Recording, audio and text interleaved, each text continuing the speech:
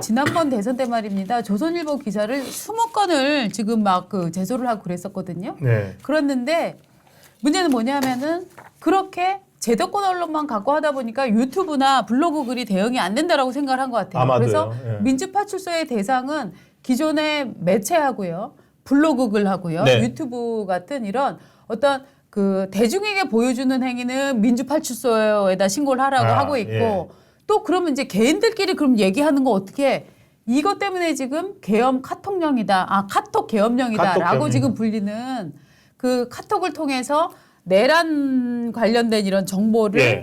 내란을 선동하는 이었나요? 표현이? 그 내란 선동죄라고 했죠. 네, 예. 그런 정보를 공유하면은 일반인일지라도 이거는 고발을 진행을 한다. 예. 이런 식의 지금 엄포를 놓은 거 아닙니까? 저희가 지난주에 그 이재명 대표 영상 잠깐 보여드린 것 중에 그거 있었잖아요. 금융치료? 뭐 금융치료도 그 장면이 어떤 맥락이었냐면 네. 전용기 의원이 네. 뭐 민주파출소를 이렇게 만들었습니다. 네. 예, 앞으로는 그 일반인들이라도 그 저 신고하면은 저희가 네. 이렇게 가짜뉴스라고 해서 표시도 하고 이렇게 고발할 겁니다. 이렇게 했더니 이제 그 형사 고발이잖아요. 그렇습니다. 그렇게 했더니 당 대표라는 사람이 네. 최고위원회의에서 네. 예, 잘 봤습니다. 그런데 그것만 하지 마시고요. 이른바 금융치료도 좀 해가지고 민사로 그 좀 혼 좀 내주시고 이런 식으로 그쵸. 말을 했잖아요. 그래서 그러니까 민사소송도 해야 된다. 해야 된단 금융치료 이후에 바로 민사소송도 같이 예. 진행해야 된다라고 얘기를 했습니다. 얼마나 네. 그 표정이나 말투 이런 것들이 네. 네. 그걸 가지고 저희는 비판을 했는데 지금 그러니까 이재명 대표 다급한 겁니다. 그런데요. 저 발상이 저는 무섭습니다. 네. 이른바 지금 카톡 검열이다, 카톡 계엄령이다 하고 있는데 저 있잖아요. 카톡에서요. 이게 효과를 봅니다. 그럼요. 뭐냐면은 제가 지금 우리나라 사람들 정말로 여러 형태 단톡방이 단톡방 많죠. 많잖아요. 예, 예. 저는 친척들, 사촌 형들 뭐 이렇게 있는 것도 있고 여러 개 있는데 네. 거기에 정치 글 올리시는 분들 있어요. 네, 네. 있지만 다들 그게 대응 안 하고 가만히 보고만 있고 네, 네. 그거는 보면은 답답해서 내가 올렸다. 맞습니다. 내가 오죽 답답하면 하겠냐 그랬는데 저도 그만하시고 뭐 괜히 이러면 안 된다는데 앞으로 저 카톡 계엄령 이거 있으니까 네. 민주당 그 관계자들이나 민주당 지지 성향이 있는 사람들은 자기들 그 입맛에 안 맞는 글을 누가 올리면 고발하면 되잖아요. 실제로 근데 이거는 그거를 가짜 뉴스라고 판명도 안 난 것들을 그냥 고발하는 거예요. 마음에 안 들면 고발하는 거예요. 예. 그러니까 이거는 네. 민주당이 저 정체가 뭐냐면은 민주당 당이 하는 것도 아니고 국민들끼리 서로 고발하게 해놨고 맞아요. 카톡 감시를 국민들한테 서로 시키는 국민들끼리 서로 감시하라고 만든 거예요. 겁니다. 감시하고 신고하는 예. 이게 무슨 북한의 5호 감시제예요? 그러니까 오후 감시라는 예. 말이 나오잖아요. 예. 그러니까 저러한 이런 것들조차도 보면서 저 아까 방금 보셨던 국민의힘과 민주당의 지지율이 네. 역전되는 결과에는 네.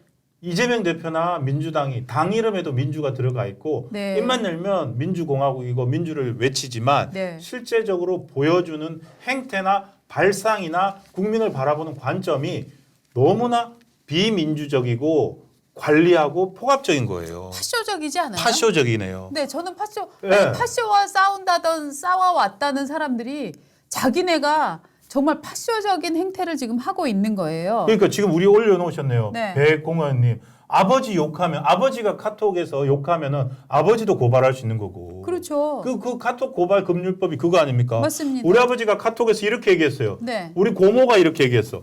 우리 사촌형인데 왜냐면 카톡 방에 들어와 있는 사람들은 전부 다 가족, 친지, 친구입니다. 아는 사람, 친구들, 예. 아는 이게요, 사람들끼리 고발하라는 법을 만들어 놓은 거예요. 공동체 파괴법이에요. 가족 그러네요. 파괴, 공동체 파괴. 예. 저는 정말 이런 종류의 행위가 정말 나쁘다고 생각하는데 그럼 이거에 맞서는 법은 무엇이냐?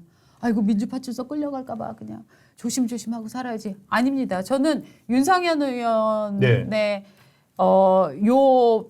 행위가 되게 재밌다고 봤는데 나를 신고하라.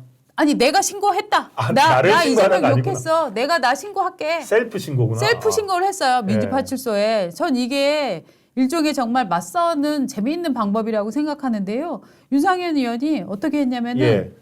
뭐라고 얘기했냐면은 국민의힘에서 1호 신고자가 나온 거예요. 네. 나 윤상현입니다. 민주당의 카톡 검열을 비난한 국민의힘 윤상현 의원이다. 나를 셀프 신고한다. 이렇게 글을 올렸어요. 네. 그래서 여기 윤 의원도 얘기를 했네요. 예. 대한민국을 북한과 같은 전체주의 국가로 만들어 이재명 대표를 민주당의 아버지를 넘어 국가의 아버지로 숭배하게 하려는 의도인 것이냐라고 비판을 하면서 그래서 내가 요거에 비판하는 의미로 내가 나를 신고했다. 라고 그리고 그 얘기를 했습니다. 1호 신고자가 윤상현 의원이 국민의힘 1호 신고자. 국민의힘 1호 신고자고 네. 대상도 자기고 네. 신고한 사람도 자기네요. 네. 내가 나를 신고했다. 요거 지금 카톡으로 보내드렸어요. 예. 제가 기사를 못 찾아 헤매고 있으니까. 그러면 이거요. 민주파출소에 감금돼야 되겠네요. 윤상현 의원 글. 네, 이거요. 진짜 저는 굉장히 중요한 오늘 아침 기사 나왔네요. 예. 네. 야. 중요한 저는 정말 시민사회에 굉장히 중요한 화두를 던진 거라고 생각을 맞습니다. 하거든요. 예. 이걸 이렇게 장난으로 여기면 안 되고요. 이것이 결국은 앞으로 이재명 대통령의 시대가 만약에 온다라고 생각을 하면 그때 국민들의 삶이 어떻게 될 것이냐를 정말로 네. 예측할 수 있는 저는 굉장히 중요한 샘플이라고 생각을 해요. 그렇습니다. 맛보기라고 생각을 예. 합니다. 이런 것들 예. 민낯이 네. 이 과정에서 그러니까 이재명 대표가 조급한 거예요. 네. 저 아까 초장에 말씀드렸잖아요. 윤석열 대통령에 대해서 공수처가 저렇게 밀어붙이니까 네. 사람들은 이제 이재명 대표를 쳐다보기 시작했고 이재명 네. 대표가 초조하니까 네. 이제 자기에 대해서 온갖 입막음 다 하려고 하잖아요. 예. 전용기 의원이 했던 그 민주파출소 있잖아요. 네. 거기에 가짜 뉴스라고 하면서 대표님 보십시오. 저희가 민주파출소 만들었고요. 이런 거 가짜 뉴스 올려놨습니다. 보니까 전부 다 이재명 대표 관련이에요. 거기 무슨 그 소년원 관련 그게 네. 엄청나게 크게 있더구만. 이거 가짜 뉴스입니다. 네. 그러니까 벌써부터 그냥 그걸 관리를 하는 거예요. 네. 그러니까 저희는 이게 이제 이를테면은 이재명 대표가 소년원에 갔다 왔다 이런 주장을 하는 분들도 계시지만 저는 그게 확인할 수 없기 때문에 저는 그거를 아직은 저는 네. 믿을 수 없는 가짜 그쵸. 뉴스라고 가짜 저는 생각을 뉴스죠. 합니다. 예. 예. 그런데 그런 부분에 대해서 그거를 싹 올려놨거든요. 그러니까 네. 실제로 보면 내란 선동을 막는다라고 얘기를 하면서 실제로는 이재명 대표 네거티브 뉴스 대응팀을 꾸리고 있는 거예요. 정확하네요. 이재명 네거티브 대응팀이에요. 예. 네. 그러니까 이게 지금 민주주의를 가장해서 개인에게 봉사하는 저는 좀 정말 이거라고 생각을 하거든요. 네. 그러니까 마치 이제 한편으로는 그러니까 그게 대선 준비네요 지금. 네. 네거티브 못 나오게. 그렇죠. 저는 이거는 완전히 그 네거티브 대응용이다 이렇게 지금 보고 있습니다. 그러니까 자, 하여튼- 이재명 거부감 있다가 네. 54.7%나 오히려 더 나오는 것 같습니다. 맞습니다. 네, 이렇게요. 저는 공동체를 겁박하고 공동체에게 맞아요. 겁을 주고 공동체가 서로가 서로를 배신하게 만들고 서로를 감시하고 신고하게 만드는 그거는 저는 이런 행위를 국민의힘에서 한다면 저는 국민의힘의 반대편에 서겠습니다. 저는 이런 행위를 지금 민주당이 하고 있기 때문에 민주당을 비판합니다. 저도 동의합니다. 이 민주당에 동의하는 게 아니고요. 네. 저는 진짜 단톡방이 조용해졌어요. 그래서 이재명 대표 모르겠습니다. 이렇게 비판을 받고 있는데 네. 한편으로요. 그 또 다른 식의 전용기 의원이나 이런 쪽에서 그 보고했을 것 같아요.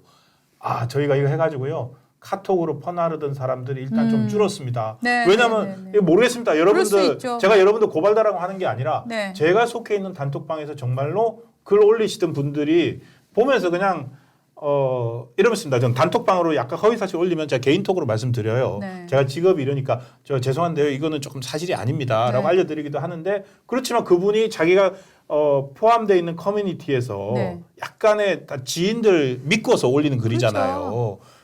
그런데 그게 줄었거든요. 야, 이재명의 민주당 무섭습니다. 저는요 이 네. 행위를 전에 왜 카이스트 예. 학생이었나요? 그 입틀막. 경호처에서 예, 입틀막 입틀막. 사건이 예. 있었잖아요. 저는 이건 입틀막을 넘어서 그냥 입은 사실 틀어막으면 그 다음에 손 내리면은 다시 말할 얘기할 수 수 있잖아요. 전 이건 정말 입을 찢어버리는 행위라고 생각해요. 말 못하게 아예. 네, 아예 저는 아예 말을 못하게 말을 하려는 못하게. 행위라고 생각해요. 왜냐하면 그러니까 입을 막는 수준이 금융 아니라 치료하는 거지. 예. 그 다음에 조리돌림하고 예. 이렇게요.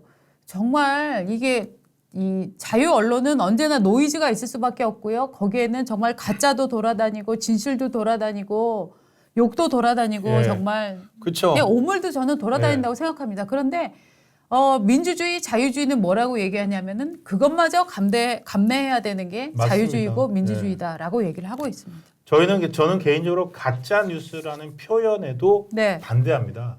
가짜 뉴스라는 표현에도 네. 너무너무 익숙해졌지만 네. 가짜 뉴스라는 말을 언론학자들 사이에 나온 얘기입니다. 가짜 뉴스라는 말을 쓰는 순간 뉴스의 크레디빌 신뢰도를 떨어뜨리는 거거든요. 그걸 원하는 사람이 누구냐? 권력자들입니다. 네. 진실이 드러나는 거를 싫어하는 사람들이 요즘은 가짜 뉴스를 타도해야 된다라고 얘기하는 경향들이 매우 높아진 것 같아요. 네. 네.